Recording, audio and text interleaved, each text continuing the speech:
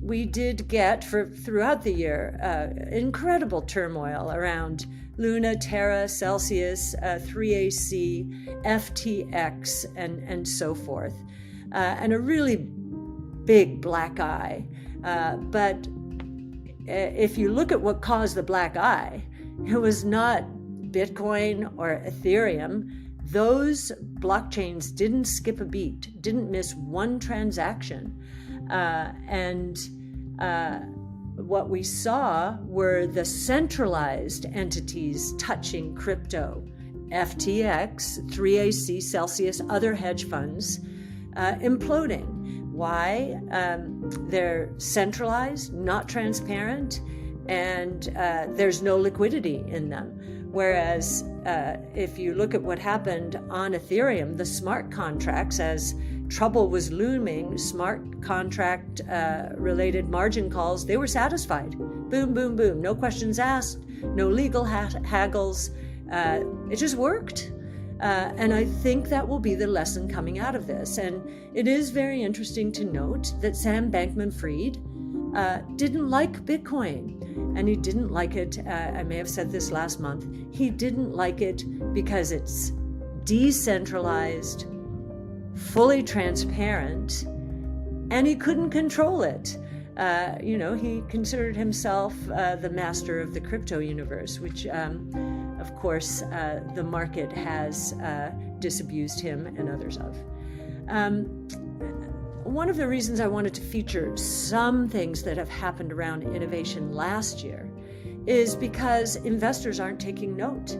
And it is pretty astonishing. If we were in a bull market for growth stocks, innovation portfolios would be soaring on the type of news that I'm about to give you. I tweeted about the first one here.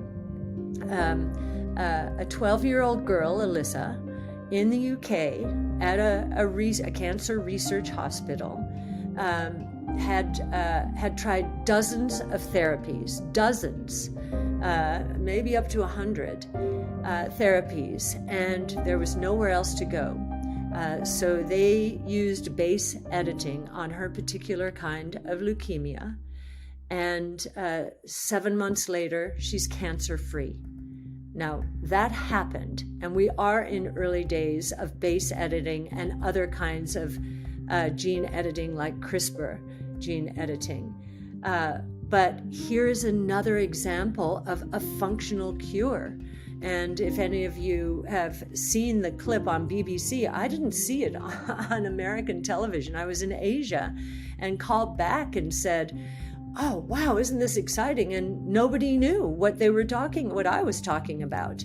But when they did the research, and I just felt, okay, this is a real clue that the market's not discounting any innovation. In fact, worse, it's not even giving companies credit for innovation that is proving out, that's not in the future.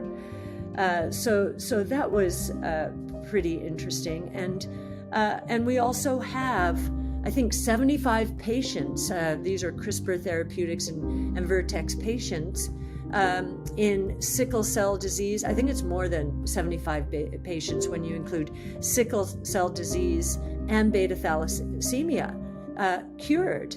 These are human trials, but that first man that we're keeping our eyes on, the beta thalassemia patient, who used to go to the hospital 17 times a year for blood transfusions, I think he's hit on 2 years now and has not had a blood transfusion. So functional cures has happened. This is not on the come. Artificial intelligence, the breakthroughs here are absolutely mind-blowing. Check out ChatGPT.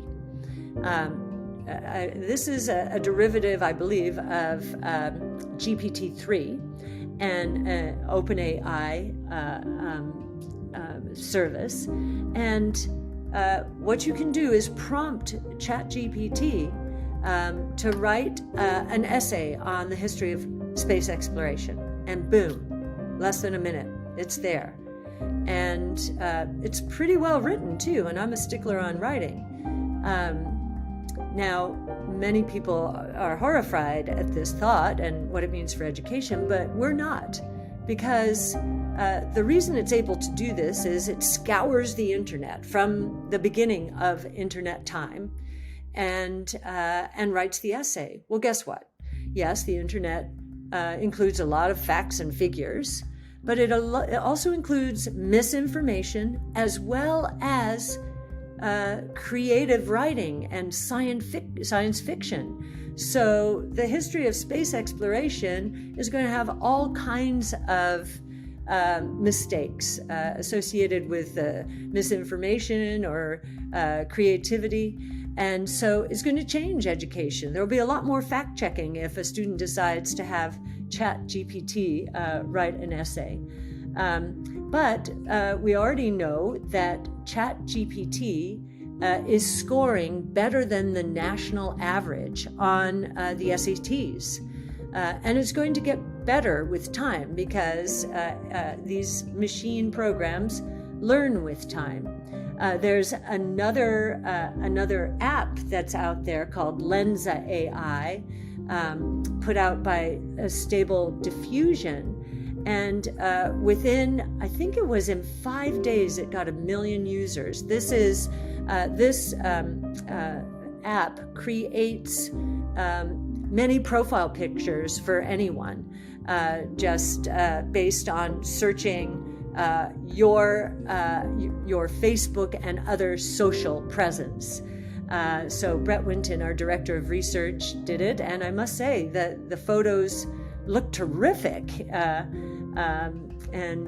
So he's now using one for his profile picture. We also have DALL-E 2. DALL-E 2 is, again, with a prompt. You can say, I'd like to see pictures of myself in all kinds of sports forms. And boom, boom, boom, boom, boom, populated very, very quickly.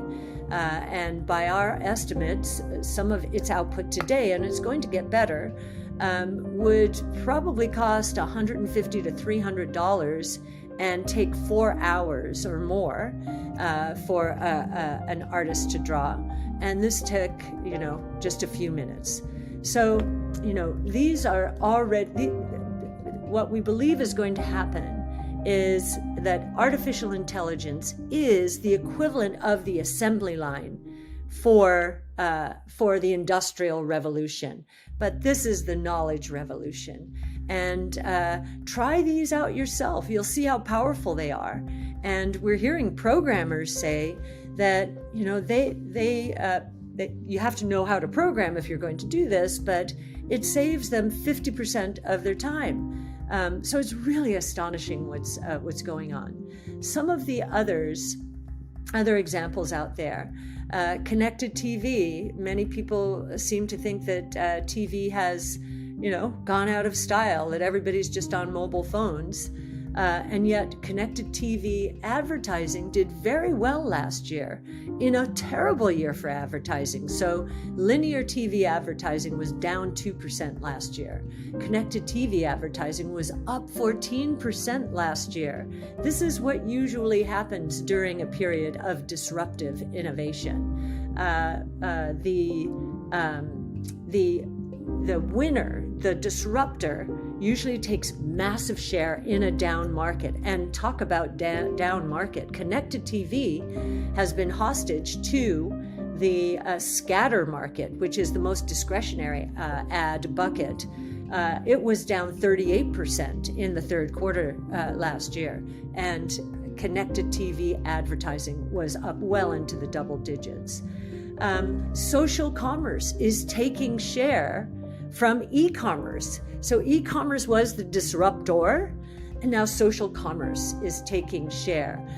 We measure a lot of social commerce via Shopify, which is the back end for Instagram and Facebook and other sites that are selling goods in app. It's GMV, gross merchandise sales, effectively, volume.